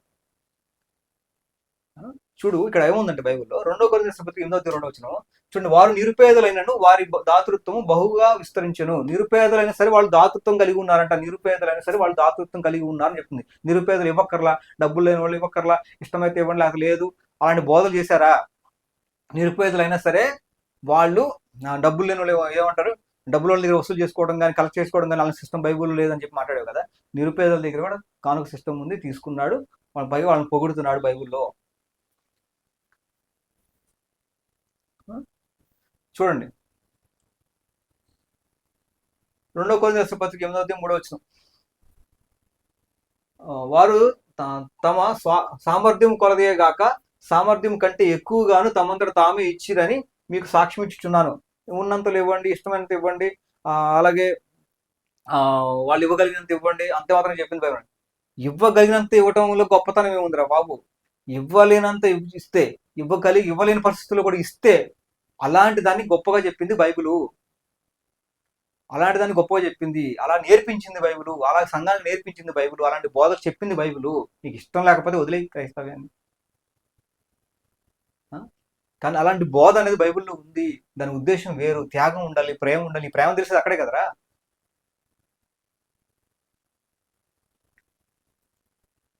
సామర్థ్యం కంటే ఎక్కువగా ఇచ్చారని ఉంది. ఇలాంటి బోధలు బైబిల్లో ఉన్నాయి. ఇక్కడ ఏమన్నాడంటే, ఇక్కడ ఒక పెట్ట కథ చెప్పాడండి. ఎందుకు వచ్చింది బోధించు. యేసుక్రీస్తు వారంట ఏది పేద ఆమె కానుక వేస్తుంది కదా. యేసుక్రీస్తు వారు సంఘంలో బోధించిన తర్వాత కానుక పెట్టి ముందు కూర్చున్నప్పుడు 2 కాసులు కానుకలు వేస్తుంది కదా, 2 కాసులు. అప్పుడు యేసుక్రీస్తు వారు ఆమె డబ్బులున్న వాళ్ళు తమకు ఉన్నంతలో ఇచ్చారు, ఏమైనా డబ్బులు లేకపోయినా తమకు ఉన్నదంతా వేసింది అని చెప్పి యేసుక్రీస్తు చెప్పాడు కదా. ఆ సందర్భంలో కొత్త బోధని కల్ట్ బోధన తీసుకొస్తూ యేసుక్రీస్తు వారు ఎక్కడో బోధిస్తూ ఉన్నాడంట, చెవుతో విన్నాడంట, దాన్ని బట్టి చెప్పాడంట. కానీ కానుక పెట్టి దగ్గర కదా, ఆయనకి బోల్డ్ కానుక పెట్టెలు ఉంటాయి, అక్కడ కానుకలు బోల్డ్ పెట్టెలు గోడకు తగిలించి బోల్డ్ ఉంటాయి. ఆయన కానుక పెట్టి దగ్గర ఏమీ లేడు, ఆయన ప్రత్యేకించి కానుకలకు సంబంధం లేదు. పైగా అదేదో యూదుల కానుక, యూదులకు సంబంధించిన కానుక కాబట్టి నువ్వు ఇవ్వక్కర్లేదమ్మా, నువ్వు 2 కాసులు ఉన్నాయి కదా, నీకు ఇవ్వక్కర్లేదని యేసుక్రీస్తు చెప్పకపోవడం కారణం ఏంటంటే యూదులకు ఉన్న ఆచారం, అది యూదులకు సంబంధించిన బోధ. ఆ యూదులను ఎలా ఖండిస్తాడు దేవుడు, అది ఒక కల్ట్ బోధని ఈ జాన్ పాల్ తీసుకొచ్చాడు. ఒరే నీకు బుద్ధి జ్ఞానం ఉందని నాకు అర్థం కాదు. చూద్దాం, చూడండి. మార్కు సువార్త 12:38. ఓకే, యేసుక్రీస్తు వారు బోధిస్తున్నాడు. బోధించిన తర్వాత ఏమన్నాడు, ఇక్కడ భోజనం అది బోధ, యేసుక్రీస్తు వారు బోధ ముగించుకున్నాడు. ఓకే, కోరుచుంటారు. ఇక్కడ ఇదంతా బోధిస్తారు. యేసుక్రీస్తు వారు ఒక బోధ చెప్తాడు. బోధ చెప్పిన తర్వాత, బోధ అయిపోయిన తర్వాత ఆయన కానుక పెట్టె ఎదుట కూర్చుండి. బైబిల్లో ఏముంది, బోధ అయిపోయింది, బోధిస్తూ ఏదో బోధించుకుంటూ మా ప్రసంగం చేస్తూ ఏదో 2 కానుకలు వేశాడంట, దానికి విని ఇలా చెప్పాడంట తప్ప ఆయన కానుక పెట్టి దగ్గర కూర్చోవటం, కానుక పెట్టి దగ్గర విని చెప్పటం కాదంట. ఇప్పుడు క్రైస్తవ సమాజం అంతా కొత్తగా జానపాల బోధలు పాటించి మనం ఆ విధంగా నడుచుకోవాలంట. మరి నీకు బైబిల్ చదవడం రాకపోతే, నీకు నచ్చకపోతే నువ్వు విడిచిపెట్టే. బైబిల్లో ఏముంది, యేసుక్రీస్తు బోధించాడు. ఈ సందర్భాల్లో మార్కు సువార్త 12వ ముందు 41 వచనం ముందు బోధించాడు. బోధ అయిపోయిన తర్వాత ఆయన కానుక పెట్టె ఎదుట కూర్చోండి. కానుక పెట్టె, అక్కడ పెట్టె అన్నాడు, కనుక పెట్టెలు ఉన్నట్టుగా బోల్డ్ కానుక పెట్టెలు ఉన్నాయండి, ఎక్కడెక్కడ వేసేవాళ్ళు అండి, అది విని మాట్లాడాడండి. కానుక పెట్టి ముందు కూర్చున్నట్టుగా బైబిల్లో ఉంది కదరా స్పష్టంగా. కానుక పెట్టె ఎదుటకు కూర్చోండి, జనసమూహం ఆ కానుక పెట్టెలు డబ్బులు వేయించడం చూసి ధనవంతులైన వారు అనేకులు అందులో విశేషంగా సొమ్ము వేయుచుండ్రి. ఒక పేద విధవరాలు వచ్చి 2 కాసులు వేయగా ఆయన తన శిష్యులను పిలిచి, కానుక పెట్టెలు డబ్బులు వేసిన వారందరికంటే ఈ పేద విధవరాలు ఎక్కువగా వేసినని మీతో నిశ్చయంగా చెప్పుచున్నాను. వారందరూ తమకు కలిగిన సమృద్ధిలో నుండి వేసిరి, కానీ ఈమె తన లేమిలో తనకు కలిగినదంతయు అనగా జీవం అంతయు వేసానని చెప్పాను. ఇక్కడ కానుక పెట్టి ముందు కూర్చున్నాడు జానపాల్, సరిగ్గా చదువు వచ్చిన. కానుక పెట్టి ముందు కూర్చున్నాడు, అబ్జర్వ్ చేశాడు. అంటే సేవకులు ఇప్పుడు కానుక పెట్టుంటే అందరూ కూర్చుంటారు కదండి, అలా కూర్చున్నారు. ఒక్కొక్క లైన్లో చేసి వెళ్ళేవాళ్ళు అనమాట. కూర్చున్నాడు. అప్పుడు దాన్ని బట్టి ఏదో సౌండ్ బట్టి చెప్పాడు అంటారు, సౌండ్ బట్టి చెప్పాడు, ఆయన దివ్య దృష్టితో చెప్పాడు, యేసుక్రీస్తు చెప్పాడు. ఓకే, చెప్పిన తర్వాత ఏమంటున్నాడు, ఇక్కడ ముఖ్యమైన సందర్భం ఏంటి, ఈమె తన లేమిలో తనకు కలిగినది అంతయు అనగా తన జీవం అంతయు వేసాను. అందరూ ఉన్నంతలో ఇవ్వండి, మీకు ఇష్టమైన దాన్ని బట్టి ఇవ్వండి, మీకు మనసు నచ్చిన దాన్ని బట్టి ఇవ్వండి, మీకు కలిగి ఉన్న దాన్ని బట్టి ఇవ్వండి. కొత్త బోధలు తీసుకొచ్చారు. అలా చెప్పాలా బైబిల్? సామర్థ్యం కంటే ఎక్కువ ఇచ్చారు, ధారాళంగా ఇమ్మన్నాడు, పిసిందనం కాకుండా. అలాగే దశమ భాగం అనక వాటి విషయంలో వీటి విషయంలో కూడా న్యాయంగా ఉండండి, అన్ని విషయాలు బాగుండండి అని చెప్పాడు. అలాగే దేవుడు చెల్లించడం చెప్పాడు. అలాగే క్లియర్గా ఆమె తనకు లేమిలో కలిగినదంతయు ఇచ్చాడు. ఇప్పుడు మనకి ఎలాగ మన పాత నిబంధనలో ఏలియా ఎలాగైతే ఆమెకు లేకపోయినా కొంచెం ఇచ్చిందో, అట్లాగే ఇక్కడ ఏమి లేకపోయినా ఇచ్చింది. దీనికి పోల్చుకోవాలి బాబు మనం చెప్పే బోధ. ఉన్నంతలో ఇవ్వండి, ఇష్టమైతే ఇవ్వండి, ధారాళంగా ఇవ్వండి, స్వేచ్ఛగా ఇవ్వండి, కానుక విషయంలో రెస్ట్రిక్షన్లు ఇవ్వకపోతే బాగానే పర్వాలేదు అని చెప్పింది బైబిల్. అలా చెప్పలేదు బైబిల్. త్యాగంతో ఇవ్వాలి, ఆమెకు లేకపోయినా ఇచ్చింది అని దాన్ని సమర్థించాడు దేవుడు. యేసుక్రీస్తు దానికి సమర్థించాడు. ఆ విషయాన్ని బైబిల్ తీసుకొచ్చాడు అంటే మనకు దృష్టాంతంగా మనం నేర్చుకోవడం కోసం, బుద్ధి కలగడం కోసం, నేర్చుకోవడం కోసం బైబిల్లో ఉంది వచనము. దానికంట ఈ సొలొమోను మందిరం హౌస్ ట్యాక్స్ కడుతున్నారు, ఆ కృతజ్ఞత కర్పణ, రకరకాల అర్పణలు వాళ్ళకి యూదుల ఆచారం ప్రకారంగా అలా చేశారు. అవన్నీ ఎందుకురా నీకు కొత్త ఎక్కడెక్కడ బోధలు తీసుకొచ్చి కలుపుతారు. ఇక్కడ ఈ యొక్క విషయం ఉంది అంటే అది మనకు దృష్టాంతంగా ఉంది, నేర్చుకోవటం కోసం ఉంది, బుద్ధి కలగటం కోసం ఉంది. ఈ యొక్క వచనాన్ని బట్టి మనం నేర్చుకోవాలి, అలా త్యాగపూరితంగా ఇచ్చే విషయాలు మనం ఉండాలి అని ఏలే సందర్భం చూపించాను. అలాగా నిరుపేదలు అనేటువంటి వాళ్ళు పౌలు గారిని పోషించిన సందర్భాలు చూసాను. నిరుపేదలు ఇచ్చినటువంటి దాన ధర్మాల గురించి చూసాము. అలాగే పిసింతనం కాకుండా ధారాళంగా ఇచ్చే సందర్భాల గురించి చూసాము. కానుక గురించి అనేక బోధలు చూసాము. అలాగే విత్తనం అంటే కేవలం విశ్వాసమే కాదు, అక్కడ కానుక గురించి చూసాము. అలాగే యేసుక్రీస్తు వారు త్యాగపూరితంగా ఇచ్చినటువంటి ఆమెను చూపిస్తున్నాడు అంటే దాని ద్వారా కానుక సిస్టాన్ని ఎలా ఉండాలి, కానుక సిస్టమ్ అంటే ఎలా ఉండాలి, ఇచ్చేవాళ్ళు ఎలా ఉండాలి చెప్పిన బోధ కాదు అది. బోధ కాదా అది? తర్వాత ఓకే, పనివాడి జీతానికి పాత్రుడు, ఇవన్నీ ఎందుకున్నాయి? కానుక సిస్టమ్ గురించి బోధ. కేవలం యేసుక్రీస్తు మరణించాడు లేచాడు అని చెప్తే సరిపోద్దా? ఇదంతా కానుక సిస్టమ్ గురించి కాదా? పనివాడి జీతానికి పాత్రుడు అనేది కానుక సిస్టమ్ గురించి కాదా? సంఘానికి చెప్పినటువంటి విధి విధానాలు కాదా? సంఘవస్తులు, సంఘ సేవకులు, విశ్వాసులకు చెప్పక్కర్లేదా? చెప్తే తప్పుడా, ఆ పాపమా? ఇదంతా చూసాం. ఓకే, చూసేసాం ఆల్రెడీ. సంఘంలో బోధల గురించి, కానుక గురించిన బోధలు. సరే, ఇప్పుడు సరే అయ్యగారు, మరి దశమభాగం ఇచ్చే పరిస్థితులు లేనండి, చాలా అప్పుల పాలు అయిపోయింది, చాలా బాధలు పడుతున్నాను. ఇప్పుడు నేను ఏం చేయమంటారు? దశమభాగం నేను ఇవ్వలేనండి, నేను ఏదో తోచింది నేను ఇవ్వగలను, ఇవ్వలేనండి, నా పరిస్థితి ఏంటండి అంటే, నేను ఒకటే చెప్తున్నాను చూడండి. బైబిల్ ఏం చెప్తుందంటే, ఇప్పుడు మీ దగ్గర డబ్బులు లేవు, మీకు వచ్చేదంతా మీరు బతకడం కష్టంగా ఉంది. దశమభాగం ఇవ్వాలంటే ఇప్పుడు మీకు గ్రాస్, సపోజ్ మీకు ఒక 30,000 40,000 జీతం వస్తుంది గ్రాస్, మీకు చేతికి వచ్చేసరికి 10,000 వస్తుంది. ఆ 10,000 మీకు ఇంట్లో ఖర్చులకే సరిపోదు. ఏం చేయాలంటే మీరు అప్పుడు కొంచెం కొంచెం ఎలా అయితే ఏరియా కొంచెం దేవుడికి ఇవ్వండి అన్నట్టుగా, మీరు కొంచెం ఇవ్వగలిగినంత వరకు దేవుడికి ఇవ్వండి. అప్పుడు వస్తుంది, అప్పుడు వర్తిస్తుంది, షరతులు వర్తిస్తాయి, అప్పుడు ఆ సందర్భాలు వస్తాయి. ఇప్పుడు ఏంటంటే, ఎందుకంటే సామెతల గ్రంథం 22:7 చూడండి, ఐశ్వర్యవంతుడు పేదల మీద ప్రభుత్వం చేయను, అప్పు చేయవాడు అప్పు ఇచ్చిన వాడికి దాసుడు. అంటే మనం అప్పు తీసుకుంటున్నామంటే ఒకరికి దాసులుగా ఉంటున్నాం సందర్భం. ఒకరికి అప్పు అప్పు అప్పు తీసుకున్నామంటే ఒకరి దగ్గర దాసత్వంలో ఉన్నట్టుగా. అప్పు చేయడానికి బైబిల్ సమర్థించదు. నీకు నేత్రాశ, శరీరాశ, జీవపడంబాన్ని కలిగి ఉండొద్దు. మనం వాటిని గెలవాలి. కాబట్టి మనకు నచ్చినట్టుగా అది కోరుకున్న విధంగా కొనేసుకోవటం, అప్పులు చేసేసుకోవటం, విస్తారంగా మనకు ఉన్న సంపాదన కన్నా ఎక్కువ అప్పులు చేసేసుకొని బాధలు పడి, ఆ విధంగా అప్పులకి బానిస అయిపోయి ఇలాగా వాక్యానికి వ్యతిరేకంగా మనం ఇవ్వలేని పరిస్థితికి వెళ్ళిపోతే అది దేవుడి చిత్తం కాదు. సరే, జరిగిన దానికి ఇప్పుడు పాతవి గతించను, ఇప్పుడు కొత్తవి ఆయన. సరే అమ్మా, ఇక నువ్వు పాపం చేయబాక, ఇక నువ్వు పాపం చేయబాక, ఇక నుండి ఇక నుండి ఏం చేస్తారంటే, మీకున్న సంపాదన బట్టి మీరు మెలగండి, కొత్తగా అప్పులు చేయొద్దు. అలాగే ఏదైతే మీరు అప్పులు పాలు ఇప్పుడు ఇవ్వని పరిస్థితులు, ఇప్పుడు ఇవ్వలేకపోయినా అప్పు చేసి దశమ భాగం తీసామని చెప్పట్లా. నువ్వేం చేస్తావంటే, ఇప్పుడు ఇచ్చే పరిస్థితులు లేవు కదా, అప్పుడు కొంచెం దేవుడికి, ఎలాగైతే అప్పములు 2 అప్పములే ఉన్నాయి కదా అంటే, కొంచెం దేవుడికి ఇచ్చి చూడు, అప్పుడు నువ్వు దీవించబడతావు అని చెప్పి బైబిల్ చెప్తుంది. కాబట్టి ఆ ప్రకారంగా అప్పు చేయడం దేవుడికి చిత్తం కాదు. కాబట్టి ఇప్పుడు మీరు కొత్తగా అప్పులు చేయకుండా, కానుక ఇవ్వడం కోసం, దశమభాగం ఇవ్వడం కోసం మీరు కొత్తగా అప్పులు మీరు గ్రాస్లో తీయమన్నారు కదండి, మీకు వచ్చే రాబడిలో ప్రథమ ఫలం తీయమన్నాడు కదండి దేవుడు. కానీ ప్రథమ ఫలం నా ప్రథమ ఫలమే ఇప్పుడు నెట్ శాలరీ అండి, నాకు మిగిలిందే ప్రథమ ఫలం అండి, ఇంకా మొత్తం 90% నాకు అన్ని పోతున్నాయి ఖర్చులకి, ఆ 1%, ఆ 10% నా ఖర్చులకి మిగులుతున్నాయండి. ఉన్నవాళ్ళకి నేను చెప్తున్నా ఏంటంటే, ఇప్పుడు మీరు దశమభాగం ఇవ్వడం కోసం అయితే అప్పులు చేయక్కర్లా, చేయకండి. కొంచెంగా దేవుడికి ఇవ్వగలిగినంత కొంచెం ఇవ్వండి. ఇచ్చేసేసి మీ హృదయాన్ని దేవుడు చూస్తాడు. మీరు త్యాగపూరితంగా చేస్తున్నారు, నిరుపేదలైనప్పుడు కూడా దాతృత్వం కలిగి ఉన్నారు. అలాగే వాళ్ళ జీవం ఏదైతే ఉందో ఆ జీవాన్ని దేవుడి సన్నిధికి ఇస్తున్నారు. వాళ్ళు బతకడానికి మిగిల్చుకునే డబ్బులు ఆటల్లోనే దేవుడికి ఇస్తున్నారు. కాబట్టి అని యేసుక్రీస్తు వారు అర్థం చేసుకుంటాడు. అర్థం చేసుకొని మీకు ఏం చేస్తారంటే, ఆ విషయాలు మీకు కొంచెం సమృద్ధి కలిగినప్పుడు దశమభాగం ఇవ్వండి. అంటే కొంచెం అభివృద్ధి చెందినప్పుడు దశమభాగం ఇచ్చే స్థితి వచ్చినప్పుడు ఇవ్వండి. అప్పుడు దాకా ఇవ్వకర్లా. ఇవ్వకుండా ఏం చేస్తారంటే, అప్పు చేసే పరిస్థితి దేవుడు ఒప్పుకోడు కాబట్టి చేయకండి.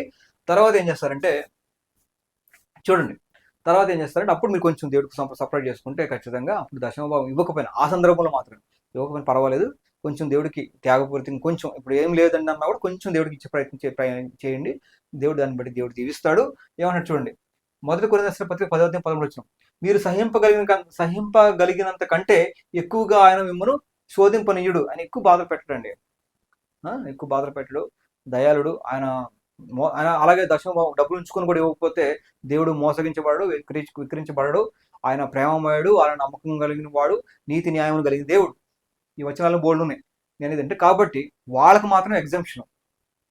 కొత్తగా ఇప్పుడు అప్పు చేసి మాత్రం ఇవ్వగలమండి దక్షిణం, అప్పు చేయకపోతే ఉన్నంతలో మాకు బతకడానికి సరిపోదు అన్నప్పుడు కొంచెం దేవుడి కోసం ఇవ్వండి, దీవించబడతారు, మిగతా దాంట్లో మీరు బ్రతకండి. ఇది కాన్సెప్ట్ అనమాట బైబిల్ ప్రకారంగా. ఓకే, ఇప్పుడు బైబిల్ ఎప్పుడు కూడా దశమభాగం ఇవ్వనంత మాత్రాన అంటే ఇక్కడ ఇవ్వగలిగి కూడా ఇవ్వకపోతే అది తప్పు. చూడండి, దొంగలైనను లోబులైనను దేవుని రాజ్యంకు వారసులు కారు. లోబులు అంటే ఇవ్వగలిగి కూడా ఇవ్వకపోతే. వీడు కొంతమంది బోధలు వినేసేసి ఇష్టపూర్తిగా బలవంతం లేకుండా కొన్ని బోధలు, వాక్య వక్రీకరణ చేసినటువంటి బోధలు విని మీరు ఇవ్వగలిగి కూడా ఇవ్వకపోతే వాళ్ళు లోబాన్ని కలిగి ఉన్న వాళ్ళు అవుతారు. లోబాన్ని కలిగిన వాళ్ళు అయ్యి దేవుడి రాజ్యానికి వారసులు అవ్వరు, దేవుడిని మోసగించిన వాళ్ళు అవుతారు, దశమభాగాన్ని దొంగతనం చేసినటువంటి దొంగలు అవుతారు అని మలాకీ గ్రంథం ప్రకారంగా దశమభాగాన్ని దోచుకున్న దొంగలు అవుతారు. ఆ ప్రకారంగా ఈ లోబత్వం ఇవ్వగలిగి కూడా ఇవ్వకపోతే దశమ భాగం ఇవ్వగలి కూడా ఇవ్వకపోతే వీళ్ళు చెప్పినటువంటి కాన్సెప్ట్లో దశమ భాగం అవసరం లేదు, ఇవ్వగలిగినంత ఇవ్వండి, బలవంతం లేకుండా ఇవ్వండి, స్వేచ్ఛగా ఇవ్వండి అనే కాన్సెప్ట్ వచనాలు తీసుకొని పైన కింద వచనాలు ఎగరగొట్టేసేసి ఏదైతే కొత్త బోధ తీసుకొచ్చారో వీళ్ళ మాటలు నమ్మి ఇకనైనా సరే ఇప్పుడు బైబిల్ ఇప్పుడు వీడియో చూసిన తర్వాత ఇకనైనా సరే మనసు మార్చుకోకుండా అనుకూల బోధలు చేసే వాళ్ళ దగ్గరికి వెళ్ళి ఆ బోధల ప్రకారం ఫాలో అయితే ఖచ్చితంగా మీరు లోపత్వం చూపించిన వాళ్ళు అవుతారు, దేవుడి రాజ్యానికి వారసులు అవ్వరు. ఓకే, కాబట్టి అది విషయం. సరే, ఇక్కడ హిందుత్వ గ్రంథంకి వద్దాం. మరి హిందుత్వంలో వాళ్ళు దశమ భాగం బాబు అని చెప్పింది క్రైస్తవ్యంలో దశమ భాగం కాన్సెప్ట్ మాత్రమే. క్రైస్తవులకి ఉన్నది సంవత్సరానికి 1-2 పండుగలు, వాళ్ళు తీర్థయాత్రకు వెళ్ళక్కర్లా, వాళ్ళు మోకరించి ప్రార్థన చేస్తే సరిపోద్ది. వాళ్ళ ఖర్చు భక్తి పేరుతో ఎక్కువ ఖర్చు హిందుత్వంలో ఉందండి. నోములు, వ్రతాలు, పూజలు, తీర్థయాత్రలు, గుడులు, నిలువుదోపుళ్ళు, ప్రతి ముహూర్తాలు, ఈ రకరకాల రంగురాళ్ళు, పసుపులు, రకరకాల కాన్సెప్ట్లు, మనకి వాస్తులు, ఇవన్నీ మొత్తం లెక్కెట్టుకోండి. అన్ని లెక్కెట్టుకుని పోతే మీరు ప్రతిదానికి వాళ్ళకి పంతులకి ఇచ్చే డబ్బులు అన్ని ఇవ్వాలి. కొన్ని కార్యక్రమాలు చేయాలి, వస్తువులే కానీ పూజా సామాగ్రి, విగ్రహాలు, నెయ్యి, ఇవన్నీ లెక్కెట్టుకోండి. అగరవత్తులు ఇవన్నీ ఖర్చు పెట్టుకుంటా పోతే ఉంటే అలాగే చాలా తీర్థయాత్రలు, జపాలు, మాలలు వేసుకోండి. మొత్తం సంవత్సరానికి ఉన్న పండుగలు, వ్రత బోల్డ్ ఉంటాయి. ఇదంతా లెక్కెట్టుకుంటే భక్తి పేరుతో హిందుత్వంలో ఖర్చు ఎక్కువ, క్రైస్తవంలో ఖర్చు ఎక్కువ అని లెక్కేసుకుంటే క్రైస్తవంలో ఖర్చు తక్కువ, ఆ దశమ భాగం మాత్రమే. మిగతాదంతా స్వేచ్ఛార్పణ, మిగతాదంతా కూడా కండిషనల్ కాదు. ఈ దశమ భాగం అనేది ఖచ్చితంగా కండిషనల్, బేసిక్ అనమాట. ఇది కూడా లేకుండా తీసిపడేయద్దు దయచేసి, బైబిల్ వాక్యాంశం ఇది. కాబట్టి హిందువులకు అలా సమాధానం చెప్పగలిగితే అసలు దశమ భాగం కాన్సెప్ట్ మరి బైబిల్లోనే ఉందా, హిందూ గ్రంథాల్లో లేదంటే హిందూ గ్రంథాల్లో కూడా ఉంది. చూడండి, శివపురాణం విద్వేశ్వర సంహిత 11వ అధ్యాయంలో కనుక చూస్తే, వ్యవసాయం చేస్తే వచ్చే లాభంలో 10వ వంతు పాపములు పోగొట్టుకోవడం కోసం దానం చేయాలి, మిగిలినది ధర్మకార్యాలు. దానం వేరు, ధర్మకార్యాలు వేరు. దానం అంటే బ్రాహ్మణుడికి ఇచ్చే దానం, బైబిల్లో కానుక. ఇది దానం అంటే బ్రాహ్మణుడికి ఇచ్చేదంతా దానం అంటారు. ధర్మకార్యాలు వేరు, దానం వేరు, రెండు కలపొద్దు. మిగిలిన ధర్మకార్యాలకు, అభివృద్ధికి, భోగములకు వినియోగించుకోవాలి. ఈ విధంగా చేయని వాడు రౌరవాది నరకాలకు పోతాడు. దశమ భాగం ఇవ్వకపోతే నరకానికి పోతారని బైబిల్ చెప్పలా, లోపత్వం ఉండదని ఉంది. దశమ భాగం ఇవ్వకపోతే నరకానికి పోతారని హిందూ గ్రంథాల్లో ఉంది. తర్వాత చూడండి, ఇంకొక విద్వేష సంహిత 18వ అధ్యాయంలోనే ఇంకో విషయం కూడా ఉంటుంది. ఏదైతే ఈ పూజ చేస్తారో, ఈ పూజ కార్యక్రమాల వాటిలో కూడా దశమ భాగం ఇవ్వాలి, 10వ వంతు ఇవ్వాలి, బ్రాహ్మణుడికి ఇవ్వాలి. ఇంకా చూపిస్తాను చూడండి, దేవి భాగవతంలో మనకి 9వ స్కందంలో ఉంటుంది అనమాట. 9వ స్కందం 45 నుండి 60 శ్లోకాల్లో ఉంటుంది. ఈ దేవి భాగవతం పేజ్ నెంబర్ 806లో దక్షిణ లేని దాన ధర్మాలు ఎలాగా, దాన ధర్మాలు చేస్తే వాటిలో కూడా దక్షిణ ఇవ్వాలి. ఇవ్వకపోతే కనుక వాళ్ళు వడ్డీ పెరిగిపోతూ ఉంటుంది, వాళ్ళు నరకానికి పోతారు, నరకోపంలో పడతారు. ఇవ్వకపోతే, దక్షిణ ఇవ్వకపోతే నరకంలో పడిపోతారు ఉంటుంది అనమాట. బ్రాహ్మణులు అడిగినా దక్షిణ ఇవ్వకపోతే నరకానికి పోతారు. రకరకాల నరకాలు ఉంటాయి, ఆ విధంగా పోతారు. నరకం అనే శ్లోకంలో కూడా ఉంటుంది అనమాట. నేనేది ఏంటంటే ఇవన్నీ కూడా ఉన్నాయి అనమాట. కాబట్టి హిందూ గ్రంథాల ప్రకారంగా దశమ భాగం ఉంది. అలాగే బోల్డ్ కార్యక్రమాలు హిందూ గ్రంథాలు ఉన్నాయి. ఆ సమాధానం చెప్పుకుంటే అలా చెప్పుకోండి, చెప్పుకోలేకపోతున్నాం అంటే. దశమ భాగం భక్తి పేరుతో ఈ క్రిస్టియానిటీలో ఉన్న ఖర్చు కన్నా హిందుత్వంలో ఎక్కువ. కౌంటర్ వేస్తే అలా వేయగలిగితే, లేకపోతే మూసుకొని కూర్చోండి. చేయకపోతే మా క్రైస్తవం బడి ఆడవకండి. బైబిల్ ప్రకారంగా ఖచ్చితంగా దశమ భాగం ఉంది, మిగతాది అంతా మీ ఇష్టము. అలాగే త్యాగంతో ఉన్నటువంటి విషయాలు ఉన్నాయి, లేకపోయినా ఇవ్వమని చెప్పిన విషయాలు ఉన్నాయి. ఇలాగ త్యాగంతో ఇవ్వాల్సిన సందర్భాలన్నీ బైబిల్లో ఉన్నాయి. అంతే తప్ప ఉంటే ఇవ్వండి, లేకపోతే లేదు, మీ ఇష్ట ప్రకారం ఇవ్వండి, లేని వాళ్ళ దగ్గర డబ్బులు తీసుకొని, లేని వాళ్ళ దగ్గర కానుక తీసుకొని బైబిల్ చెప్పలేదు, ఈ పిచ్చి కబుర్లని, ఈ చెత్త బోధలని చేయబాకండి దయచేసి. ఇక మీ మనస్సాక్షి విడిచిపెడుతున్నాను. కాబట్టి చాలామందికి సేవకులు ఎవడో ఏదో చెప్పడం కాకుండా మీరు బోధించండి. దానివల్ల సంఘ విస్తరణ అవసరం, మీ యొక్క అభివృద్ధి అవసరం, మీ క్షేమం అవసరం. దేవుడికి ప్రార్థన చేస్తే దేవుడు మనుషుల ద్వారా ఇస్తాడు. సంఘానికి బోధించమని చెప్తున్నాడు దేవుడు. బోధించకపోతే కూడా తప్పే. సేవకుడు సంఘానికి ఇష్టం ఉన్నా లేకపోయినా కొన్ని విషయాలు చెప్పాల్సిన సందర్భాలు వస్తుంది, చెప్పాలి. అది సంఘ సేవకుడు యొక్క బాధ్యత. కాబట్టి ఇది విషయం మిత్రులారా. ఇక మన జాన్పాల్ మాట్లాడిన విషయాలను ప్లే చేయడం అవసరం అంటారా? ఇప్పుడు 1:20 నిమిషాలు అయిపోయింది. ఆ లింక్ డిస్క్రిప్షన్ ఇస్తాను. జాన్పాల్ మాట్లాడినటువంటి, నేను చెప్పినటువంటి వీడియో ఏదైతే ఉందో సబ్జెక్ట్ మొత్తం, జాన్పాల్ అన్న విషయాలు ఏదైతే ఉన్నాయో అవన్నీ కూడా వీడియో లింక్ డిస్క్రిప్షన్ ఇస్తాను, చూడండి. ఓకే, అది అదేవిధంగా మన రాజ్ ప్రకాష్ పాల్ గారు మాట్లాడినటువంటి ఆ వీడియో లింక్ కూడా డిస్క్రిప్షన్ ఇస్తాను. రెండు చూడండి. చూసిన తర్వాత ఎవరు వాక్యానుసారానికి బోధించారు, ఎవరు వాక్యానికి వ్యతిరేకంగా బోధించారు, ఎవరు గుంటలక్కలాగా సంఘంలో దూరి బతకడం కోసం ఇలాగ ప్రవర్తిస్తూ ఉన్నారు, కల్పన కథలు, కొత్త బోధులు, అనుకూల బోధులు తీసుకొచ్చి బతుకుతూ ఉన్నారు. ఇవన్నీ ఇది గమనించాలి. గరే సంఘస్థులాగా కేవలం మనుషులు భక్తులు కాకుండా వాక్యానికి విధేయులై వాక్యానుసారంగా ఎవరు బోధిస్తున్నారో తెలుసుకొని ఆ ప్రకారం నడుచుకోండి. కొంతమంది సేవకులు, కార్పొరేట్ బోధకులు కొంతమంది మన దశమ భాగం మిస్యూజ్ చేస్తున్నారు అనుకుంటే అసలు ఆ సేవకుడి మీద నమ్మకం లేనప్పుడు సేవకుడు డబ్బుకి ఇవ్వకండి, వేరే సంఘానికి వెళ్ళిపోండి. అంతే తప్ప మీరు ఈ రకరకాల కాజులు చూపించి రకరకాల వ్యక్తిగత విషయాలు లేకపోతే కొన్ని కారణాలు చూపించేసి నోటికొచ్చినట్టు మిగతా విషయాలు మాట్లాడొద్దు నాతో దయచేసి. వాక్యం ఏది చెప్పేది అది చేయండి. అది. Thank you. వీడియో నచ్చిన వారు లైక్ చేసి, కామెంట్ చేసి మీకు అభిప్రాయం పంచుకోండి. అందరికీ వందనాలు. Thank you. Praise lord.